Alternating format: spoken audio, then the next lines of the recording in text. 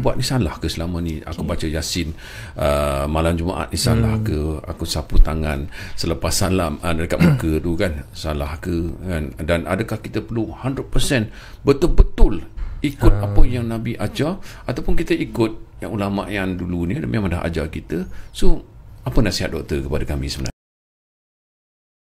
Saya tengok dalam bab ni akan ada satu golongan yang mana mereka ni very sensitif daripada sudut dia nampak satu benda tu tak ada pada zaman Nabi, terus dia akan terus hukum ini bid'ah, ini itu dan sebagainya.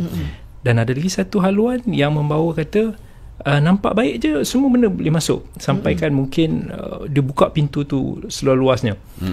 So apa yang terbaik bagi kita adalah kita, itu yang panggil manhaj wasati, kita berada di tengah-tengah yang baik untuk menilai supaya kita tak terlalu ke arah ni, tak terlalu ke arah ni, tapi kita boleh nilai dengan balance. Sebagai satu contoh, kalau tadi dibawakan orang yang baca Yasin malam Jumaat contohnya, okey, akan ada satu golongan yang kata tak boleh baca Yasin malam Jumaat ni, bid'ah, mungkar, tak boleh, jangan.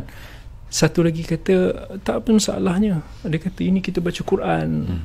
Okey, kat situlah kita, ramai daripada kita, dia tak boleh membezakan di antara bila kita buat satu ibadah tu, adakah kita maksud matlamat kita pengkhususan bagi suatu ibadah tu. Misalnya yang menolak ni, dia akan kata mana ada Nabi baca Yasin malam Jumaat, bacalah hari-hari biasa ke apa, jangan baca pada malam Jumaat saja Yasin setiap minggu.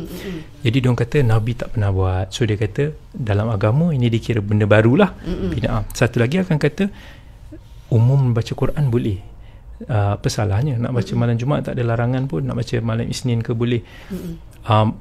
Timbullah polemik yang tak berkesudahan. Tapi orang hari ni saya tengok dia tak boleh nak membezakan di antara kita mengibadahkan pengkhususan tu ataupun kita wasilah, kita jadikan wasilah untuk mencapai ibadah tu. Sebagai contoh, okay, dalam bab Yasin ni,